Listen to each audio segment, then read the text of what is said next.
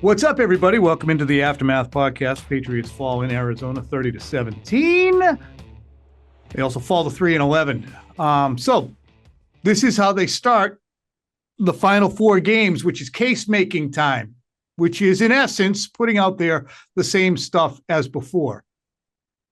In a way, this game was simultaneously encouraging and knee-bucklingly depressing. Encouraging because May continues to be May, even though this wasn't his greatest game. Gonzalez was electric. Antonio Gibson continues to make a case as a guy who I really like watching. Ramondre Stevenson was good. Marcus Jones made a play. Hey, you know what? We're going to talk plenty about Alex Van Pelt, but it wasn't a bad plan. It's just the guys he's trying to make the chicken salad with continue to play like chicken poop. And that's where it gets depressing. Depressing because of penalties on Layden Robinson, kneecapping the first drive, wiping out an Antonio Gibson run.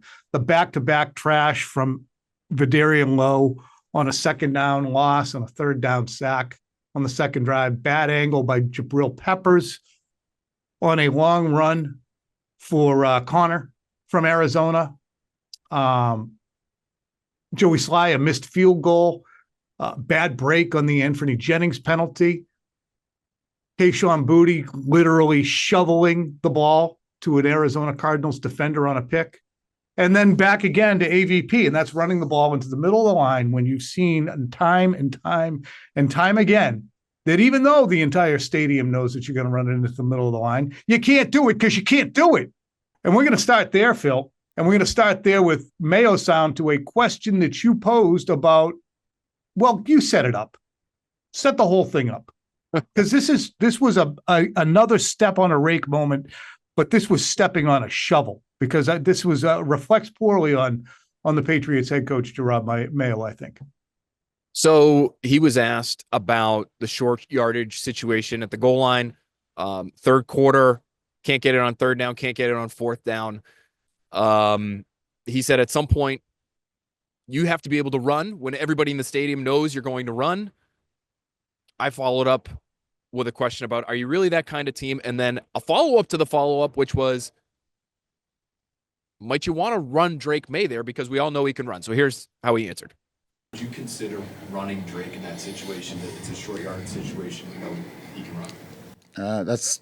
You said it, I didn't. So let me grab this for a quick second for a head coach who's done a pretty noble job all season long, whether he has deep in his heart belief in it or not, said everything comes back to me, all the decisions are mine, to take that question about non-aggression and second guess the play call through you or anybody else who wants to make it by saying, you said it, not me. I mean, you said it, not me is universal for you're right, but I can't say it. So why is this a big deal? It is a big deal. It sounds like Jerod Mayo's passing the buck there, right? He's saying, yeah, I know he can run too. Everybody in this room knows that Drake May can run, and why we didn't ask him to run there, that's on the offensive coordinator. That's how it plays. And he should know that. And the fact that he let it rip anyway tells me that there's frustration with the offensive coordinator, Tom. And it to me, it might even signal that it goes just beyond that play call. Because sure. I'm not sure you let something like that slip if this isn't something that's been brewing. If it was just a one hiccup sort of moment where Jerod's on the sidelines there saying, hey, all right, no problem, Alex, you know, you'll get him next time. Then I think maybe the answer in the press conference is a little bit different. But they have been building towards this. I and others have been asking about running Drake May on design run, short yardage situations, goal line situations for weeks. And Mayo, Alex Van Pelt, they've all acknowledged we got to get these game plan runs in. That was a perfect time for one. They didn't do it. And the head coach clearly upset about it and making his feelings known in a passive-aggressive sort of way. We're going to get to May's response when asked about it as well. And May certainly makes it clear that he would prefer or love to have the opportunity to run the football. But I think in a larger point here is Alex Van Pelt has done a remarkable job developing Drake May. I think Mayo himself has said nobody deserves more of the credit than Alex Van Pelt. Hunter Henry has lauded him time and again. You hear the number of times that May invokes AVP as somebody that he relies on. So relative to expectations in front of with an offensive line that just is embarrassingly bad thanks to the non-effort by the personnel department and really the lack of talent there. Van Pelt has done a pretty good job relative to expectations. He's just got a mental block on short yardage and inside the 10-yard line. At some point, light has to dawn on Marblehead, because it did with me. I went friggin' berserk weeks ago when they kept running into the middle of the line. And then they did it again. Was it the Rams game?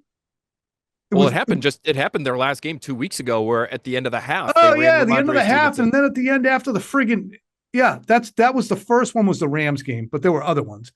And there's been other tentative decisions. But then 2 weeks ago was against Indianapolis, and it's the end of the game, and you have closing end of the half, right? But also end of the game. They picked them off. Gonzalez came up with a pick. It's third and 3, whatever the hell it was, and they ran right into the ass of somebody again. And you got a quarterback who is a run, throw, dual threat, who you can get on the edge, and he can do shit like he did when he shoveled the ball to Demario Douglas. I bet that's a better idea than running up Ben Brown's posterior. But this puts AVP in the crosshairs because, as we could see during the game, Robert and Jonathan Kraft were eye-rolling about the play calling. There is a level of aggression that I think the Patriots are desiring to see from their offense right now. And for all the good that AVP has done, Phil, this lack of aggression and maddening play calling that may come as a result of the shitty players that May has in front of him, he might get strung up because of it. AVP I'm talking about. And I never would have said that before this game, Tom, but it started with the broadcast shot of Robert Kraft looking at Jonathan Kraft after a -5 on a draw, where the offensive line blew it. I'm not putting that one on Alex Van Pelt, the fact that Vidarian Lowe can't get a hand on somebody on a run play. Right. But the owner is in the box on television saying that's offensive play calling, and his son, the president of the team, says the play calling's been terrible. That pretty clearly what it looks like. Listen, I couldn't hear it. Nobody could hear it, but sure. I'm an advanced lip reader, is what I would say of myself. And so it starts there. Then we hear it after the fact from Mayo. We hear from Drake May, hey, would you have liked to sneak it on that short yardage situation? And he says, yeah, that's a good point, to Nicole Yang of the Boston Globe. I'm a big dude. I was a good quarterback sneaker in college. And so he's, putting even more weight behind these sentiments that we're seeing from the head coach and from ownership. Kayshon Boutte, of all people, Tom, your guy, Kayshon Boutte, is taking shots at the offensive coordinator after the game in the locker room. What do you say? We knew we were going to get man coverage. That's what they do. And we got to do a better job of attacking it early. And he was asked for more specifics. But they can't protect and they can't run. They threw 1,000 screens because they were terrified of having May stand there. I asked him, hey, are those screens hard to run against man? Why are you upset about the way you guys attack that man coverage? He said, no, you can run screens against anything pretty much. He didn't really go into a lot of detail, but Kayshon Boutte's another guy. And listen, it's Kayshon Boutte. He's not at the level of any of these other people that we've mentioned previously who are maybe critical of Alex Van Pelt today. But it's just another log on the fire where you've got people in the locker room. I mean, if Kayshon Boutte feels empowered to say it, it trickles down. So it's just Alex Van Pelt's catching strays from everybody today. And so it's a long-winded way of me saying I never would have said before the game today that his job was in jeopardy, because I felt like he was doing a good job. And I felt like of the three big coaches on the sidelines, Mayo, Covington, and Van Pelt, maybe he had acquitted himself better than any of them. I agree. But now today, I'm thinking to myself, is this guy only going to be here for 3 more weeks? And that's the thing is I don't agree with it. Whether it's ownership, whether it's the head coach, whether it's the players, and they're all closer to it than I am, but I'm looking at the development of the player. I'm looking at the embarrassing, and that's the thing is somebody's got to get scapegoated. If you want to scapegoat somebody for saying, well, that was a bad play call, Vidarian can't block. Well, Vidarian shouldn't be there. Well, that's a bad play call because the Kayshon, the Jalen Poe can't run that route because he doesn't understand. Well, that's on Tyler friggin' Hughes or Elliott Wolf. I mean, so you got Van Pelt, like Mickey the Dunce, trying to make something out of it, and you find the one thing that he's been shitty at because they told him at the beginning of the year to be really cautious. We can't turn it over. We got a real good defense here. Make sure Jacoby just takes the sacks. And now when he continues to, go bowling with the gutter protectors on, everyone screams at him. Oh, poor bastard. I'm telling you. I agree. Although, Tom, let me just play devil's advocate. Sure. If they've been talking about how important these short yardage situations are, especially down at the goal line, and for a team that's played in a lot of one-score games, and I know this was not one of those, that those are the plays where they've got to have their best stuff ready to go. Sure. And there have been conversations. They've been talking about running Drake May and talking about it and talk for over a month now. And they've gotten past this whole thing of, well, we can't do it because he scrambles around enough as it is, and we don't want to get him hurt. They're past that. All of them. Are they right to feel the way they feel? Sure. I mean, if Alex Van Pelt is deciding that he is going to die on the hill of never running Drake May, in total opposition to everything that everybody else is indicating you ought to maybe try to do, well, then yeah, it seems untenable. I just don't know why Van Pelt, for all his seeming adaptability to the shit that he's coaching in front of him, can't just realize it's not going to work. It's 14 games in. You can't run when everybody in the stadium, here we come, look out, here comes us. You're not good enough. It's like me, again, I love doing this. Me walking up to the first tee, go, watch this. I'm going to put this one right down the middle, 290. Sure you are. Oh, it's how I do. It's not how you do, dingbat. You don't hit it that far. You don't hit it that straight. You suck. And your group tells you forward. And your group tells you, hey, Tommy, it's just a mentality. It's just a mentality. You just got to get the right mentality. I can't stand that. It's like I could go out there with the best mentality that anybody's ever seen in the history of football. I'm not moving anybody at the line of scrimmage. No. They're better than me, but they've proven over a long period of time here that they have a hard time doing that, even when called upon. So it's nice to be able to try to impose your will on your players to be tougher and to be stronger and to come up in critical moments, but they can't. So you have to try to figure out something else. And it feels like that's the sentiment that Jerod Mayo had at the podium this afternoon. I think it's to stick on it for a minute. I think there's going to be some fallout from this comment that's going to extend throughout the week. We're going to continue to talk probably the post game. Phil is out in Arizona. We got a delayed post game, starts at 9:30. We're probably going to discuss it at length, and it's going to dribble and drib and trickle into Monday, Tuesday, Wednesday, Thursday, Friday. And Mayo is going to be asked about, boy, it kind of felt like you sold him down the river there. I didn't really mean to do that. So it's again going to be the crest back into the giant tube. That's toothpaste. I'm a crest guy. Just FYI, postgame might start at 9 o'clock. I'm seeing a text message from Brian, so that's coming up on us faster than we anticipated. All right, leave that in there, folks. You want to see how the sausage gets made. It's 8:32 right now. Meanwhile, again, Phil, we talked about it just a bit. The Patriots 30-17 is not really indicative of the convincing nature of the loss. I never felt like, holy shit, they can't compete with the Arizona Cardinals. Here's what Jerod Mayo said, though, after the game, right out of the chutes. I mean, it's what we put on film. So, at the end of the day, we are what we put on film. We are what our record is. What I told the guys in there, kind of the same thing I'm telling you. It's like we all got to take accountability, and what does that look like? Accountability is not really, the my bad. Or the accountability isn't coming in saying things like, if we would have just did X, Y, and Z. Like we've been talking about that all year. Accountability is going out and correcting it, and that's about action. It's not about just sitting here saying, that's my fault, my fault. You have enough of those, and that's what you have out there on the field today. What did you make of Mayo's overall tenor at the mic? He was pretty frustrated, I think, which probably led to the answer. Why? I guess this seems to be a dominant conversation topic right now. After 2 weeks off, this is what happens? Yeah, and I think, it's fair to bring that up because the players in the locker room feel the same way. I talked to Devon Godchaux after the fact. He said, man, my body was feeling good. It is frustrating when you come back and you're feeling the way you're feeling, late by, you finally get that break, and then you come back and everything should be all systems go, and it wasn't. He felt like the explosive plays were really what sort of separated the two teams on this day, Tom, and that included a 53-yard run on the first play of the second drive, the first touchdown drive for the Cardinals. Talked to Jabril Peppers about that play after the game. He was sort of at the point of attack there.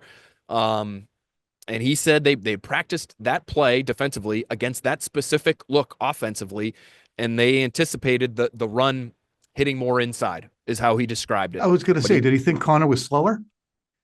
That too. It's actually funny you say that because he said, man, he bounced that outside and he hit that that seam or that opening a lot quicker than he anticipated.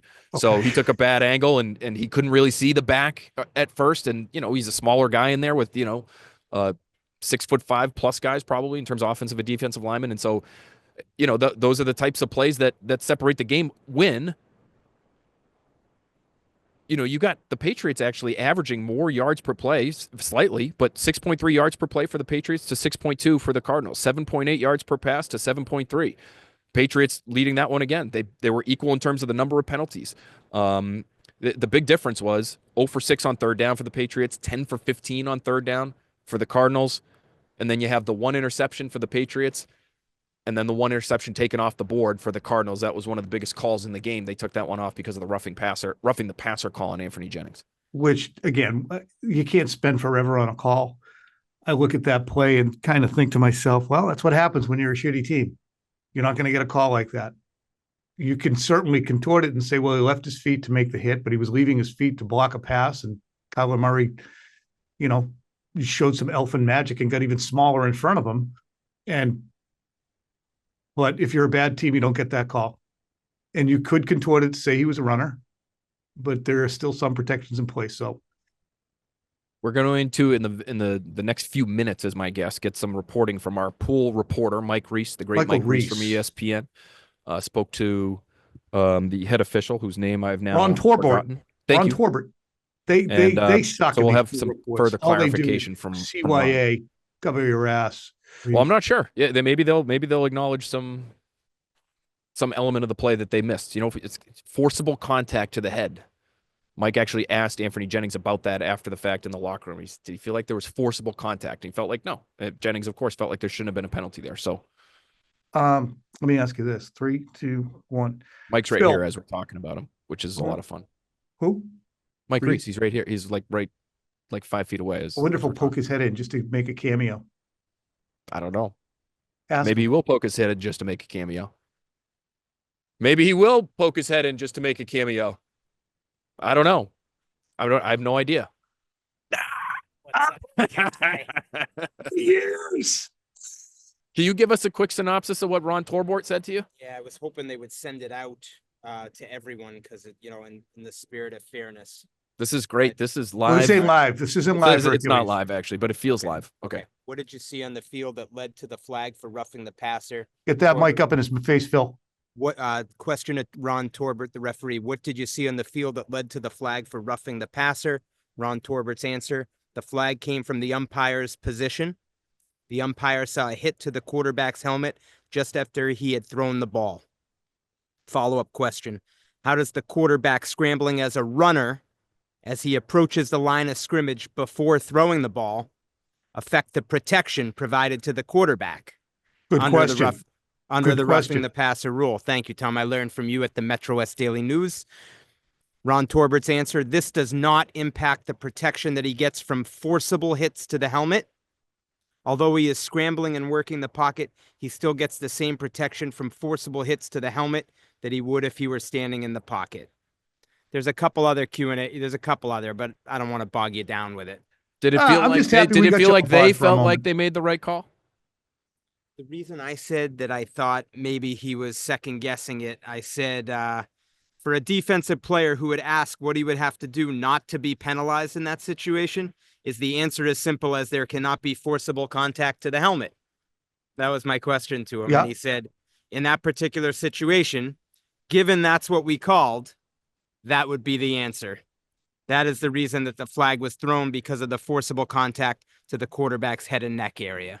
And so just for the hell of it, there is no banning or legislation that says, hey, you can't duck into the hit as a quarterback, regardless of where you put your head. If it gets hit, it's still on the defense. And that was the third question, Tom. It said in a situation like that, a quarterback maybe lowers his head after throwing the ball before contact was made by the defense. How would that affect the protection under the roughing the passer rule? And Ron Torbert said, by rule, that action does not impact the protection that he gets from forcible hits to the helmet. Does not impact the protection, folks. Mike Reese on the scene. Still protected. Hey, thanks, Mike. Right. I want to talk to you when you're done. That's why I'm waiting. Okay, great. Okay. All right. All right. Good man. You man, cool man. What a legend. Yeah, so that's a huge play in the game, though, Tom. Right? That would have put It them is. in the It's red just a level zone. of second guess and all that shit that you can't. Well, what if they did? I get it. I get it. I get it. Because then you're getting into rules and shit like that. I just don't understand how Keyshawn Booty shoveled the ball over there. And my first joke was, is he back in the gaming business? So Which is he unfair. And said I take it back. after the fact that May tried to take responsibility for that one, he went over and talked to him on the sideline, patted his chest. He said that was on him. He said Booty was looking at the play with Kendrick Bourne a Yeah, little later, and they said to themselves, hey, maybe he was trying to protect you from that safety. Buda Baker was waiting for you in the middle of the field to give you a good shot there. So they were thinking after the fact, even though he took responsibility for it, that's probably why the throw was where it was. I mean, you look at this production offensively, it wasn't horrible. You got receiving 3 for 3, throwing to Bourne for 44 yards with that nice downfield throw. 3 for 3, going to Hooper for 38 yards, a 26-yard reception mixed in. Gibson catches 2. He plays his ass off. 33 yards great. on 7 carries, felt like more. He also had one wiped out, and 31 yards on 2 catches. Henry's got 4 for 25. Jalen Polk doesn't catch a ball, but that's to be expected. It wasn't that bad. But it's 0 for 6 on third down. And part of the reason and what is you that tied to? Is that first down? I don't know. Is it tied to the first down and second down suck? Early in the game, you get Layden Robinson, 10-yard holding penalty, puts you in an impossible third and long. You get 2 back-to-back negative plays from Vidarian Lowe. 3rd and 19. Can't live that way. You have another third down where Ben Brown decides to just roll the shotgun snap back to Drake May. So there's 3 in the first half alone in the first 4 drives, I believe, that just kill you. And the one that we didn't mention, I think that helped lead to another third and long situation was that play we were talking about earlier with Vidarian Lowe on the negative 5-yard draw play, which was a different series from the 3rd and 19 that he helped spark all on his own. So that's 4, and the 5th would be the 3rd and 1. Let's run Antonio Gibson into the middle of the line before we run Ramondre on 4th down. So that's 5 of them right there. Phil, do you think this team – it was an interesting conversation. I hope I phrase it right. It was on WEEI in the post game with Andy Hart and Fitzy. Do you think this team is held back by its coaches or its talent level? Because I think when I started thinking about it, it kind of alternates. I was going to say it's both. Yeah, and yeah, I mean, you could – it's depending on the situation, I guess, right? Like I would say – goal line situation, you're still not running your quarterback when I've been asking for that for a long time now. Like that to me is coaching. I would say Vidarian Lowe just being Vidarian Lowe. Like, I don't know how much there is you could do about that. I texted you in the middle of the game. I said, if they had a backup tackle, I'm pretty sure he'd be in right now. They don't even have a backup tackle that they would ever feel comfortable trotting out there when the play and the performance is at the level that it's at, Tom. I mean, imagine that. They feel like they must feel like they have replacement level or worse tackle play right now, and they can't even replace those guys. So is that being let down by the front office, the town itself, the coaching? Yes, yes, and yes. That question was the first of the final 2, and the other one was this, because I was just looking back at our text chain because I was ranting about shit in there. I have one asinine insistence in trying to run into the middle of the line of scrimmage when you have the worst line in the league and a wonderkin run pass threat. Can I ask you a quick question? They should not have lost every one of these kinds of games. 30-10 is misleading a tad. Ended up at 30-17. Do you think it was closer than 30-17? I mean, you know, it didn't feel. I just don't think they're that far away from being stinky, not horrendous. I mean, it's just you can't have so many moments where no one steps up.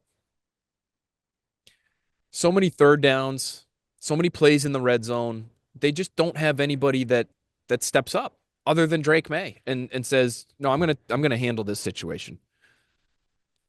You know, to be that bad on third down, 10 for 15, you know, that's 67%. Oh, they were 10 for 15. I'm looking at this now too. 0 for 6 to 10 for 15. 10 for 15. I mean, and Trey McBride, everybody knows he can play, right? I mean, all you have to do is look at his Pro Football Reference page. It's like the most surface level analysis you could ever do. The guy had 80 catches coming into the game. You might want to have someone plastered onto him at all times when Kyler Murray starts to extend the play a little bit. How many did they have where he ends He up just had floating 9 it, catches for 87 yards on 10 targets. just floating it somewhere, like Trey McBride just waiting for it around the numbers somewhere, catches it 15 yards down the field, picks up 10 more. Like it felt like they had 3 or 4 of those types of plays today. So I did not feel the way you felt because it just felt like they were never in it. They just forced so points that many they third scored downs, were I at the guess. very I guess end. they forced so many third downs. There were feelings of, hey, look at Antonio Gibson, zip, zip. Look at the funny thing is, too, this was distressing. They never, ever, ever pressured Kyler Murray. He took a sack on a scramble up the middle. He got bopped in the head by Anthony Jennings. But there was no moving in the pocket that he ever had to do. It was bizarre. It was like they crowded him at times. I don't know if they were trying to not rush past him and mush rush, but you're just letting the little elf stand back there and throw it over your heads. Really bad. They can't pressure. We sit here, we talk about you got to have a left tackle. You're going to have to do something to wide receiver. And we're going to talk about this on Tuesday. You also need edge badly. And I'm starting to get worried when I see Garrett Bowles resign and see T. Higgins perhaps maybe on a resign. And you look at all the needs the Patriots have. And I just don't know where the wave of the wand is to fix all the problems that they have in this offseason, despite the money they have. They can't. That's got to be the most discouraging part of it. I think it was interesting talking to Monty Austinford. Oh, cool. Here earlier today. He's the Cardinals GM, folks, used to be here in New England. Yep. 15 years here in New England's front office, 5 or 6, I believe, as director of college scouting. He likes Drake May, as everybody does. He said the first thing he said, though, was not they got to get some explosive playmakers around him. It wasn't anything about the play calling or the offensive coordinator. It was he just needs some help on the offensive line. And so it to me has to start there. It doesn't end there, but it has to start there because I thought the play calling early in the game, and this is what maybe Alex Van Pelt would tell novice football analyst Kayshon Boutte. Kayshon, the reason we weren't attacking their man coverage the way you wanted us to was because we couldn't block. I know you were running 20 yards down the field as the big fellas in the trenches are trying to protect our quarterback.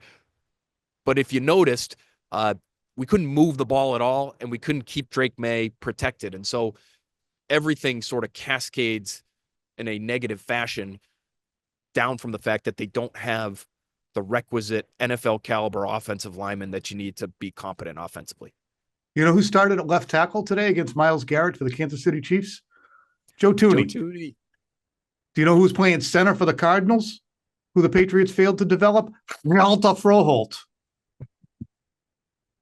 I'm not saying Yalta Froholt is the anchor, but I mean, there's players the Patriots moved on from. There's players they didn't develop, and that's the most bizarre thing about people saying, Bill Belichick's. And yes, I'm going for my gratuitous Bill Belichick shot here. Well, wait till he develops all those players at UNC and turns them into pros. Who did he develop in the NFL over the last 5 years? Certainly not Isaiah Wynn. Certainly not Tyquan Thornton. Certainly not Pete Strong. Certainly not Yalta Froholt, Yodnik Adjust, Dalton Keene, Devin Asiasi, Cole Strange, for Crochet, Isaiah Wynn, N'Keal Harry. If I started doubling up people, or I don't think I've repeated myself yet. They just have pissed away. Shaq Mason is still a starter in the league, is he not, Phil? Oh, yeah. Yeah. Shaq Mason's a pretty good player. Could have Shaq Mason and Joe Thuney. Instead, you have $174 million worth of friggin' cap space because you didn't want those players. Oh, we got to get ready for TV. We do. We got to do stock up, stock down, though. Oh, good catch. Stock up first. My stock is way up, as usual, and perhaps again on Antonio Gibson. Love him.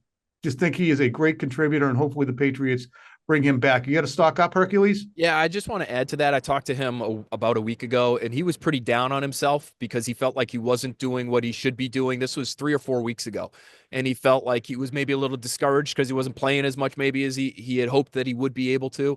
And boy, the way he described it to me was, he talked to his parents, he talked to some other people in his life, basically got like a series of pep talks, I think including one for himself, and basically hyped himself back up to now look like the most explosive runner that the Patriots have. I mean, there's no question to me who has the most juice in that Patriots running backs room. And it's hard. It's hard. I get it. Everybody's getting hit in the backfield, but boy, he runs angry. He runs hard. My stock up, in addition to Antonio Gibson, has got to be Christian Gonzalez. Great job on Marvin Harrison Jr. Just completely dominated him. Wasn't even a competitive battle between those two. I think he had 3 pass breakups. Stock down. Should we keep Vidarian out of this or just put him in it? I'll go with Kyle Duggar to begin with. He had 10 tackles, but again, the safety play was not good enough for the Patriots. Yep, and I would put Jabril Peppers in there just because he was on the scene for that 53-yard run that hurt them early. I'm going to put Jelani Tavai in there too. I think when it comes to setting those fronts and giving up some big chunk runs, and he just looked a step behind too often to me, Tom. So he was in a stock down for me. But yeah, we should put Vidarian Lowe in there. I mean, he's got to be in there. Ben Brown should be in there. I'm putting Layden Robinson in there for that early hold. Like all of those guys, you can lump them all into one subcategory of stock down. They should all be in there. All right. Sorry, guys. But you putting Drake May in stock up at all? I mean, some plays at the end. Yeah, that was a great touchdown to Demario Douglas and a nice scramble for a touchdown. And yeah, he was a little inaccurate today, but it was nice to see actually his receivers, with the exception of Booty. And maybe I'm only thinking of one play. Nice catch by Kendrick Bourne on a little in cut to convert, or actually to move the ball closer after they had screwed up the previous play. Can I ask you one thing? Yeah, go guy. Wasn't able to watch the TV copy. Did they catch Drake May at all standing by himself on the sideline late first half? Yeah, but I didn't know he was marooned over there because you can only see just him. Yeah, I just didn't know. And I went up and asked him after if he was frustrated at all, because it is unusual. Like usually you see him in between series sitting on the bench with Alex Van Pelt going over things. So I asked him, I said, was that frustration related at all? He said, no, it was essentially, he was assuming they were going into the locker room. The Cardinals were going to finish out their 2-minute drive and they were all going to go in the locker room. So he was just kind of taking a little space apparently, but we saw a couple guys, Hunter Henry at one point. Again, you're used to seeing these guys on the bench, preseason or something. You see offensive regulars come off the field and then just kind of stand and hang out and talk to their buddies. But it just looked like from afar some frustration. Although again, Drake May, I went up and asked him and made sure to ask him. Yeah, this was the most frustrated after a game I think we've heard him, which was again well-founded. You come off of 2 weeks and you do the same exact shit you've been doing. It's and you lose in part because of a pick thrown and a failure to not do the same thing down low in the red zone. Never mind the fact that the guys who make mistakes continue to make the same mistakes. So it's like 5 things to be pissed about. Yeah. Phil, I'll see you on TV. What guy? Oh, sorry. I just wanted to clarify. He did say he was frustrated they weren't scoring points, but it wasn't frustration with Alex Van Pelt specifically. Well, we'll get into frustration with Alex Van Pelt throughout this week. Bye, Phil. Bye.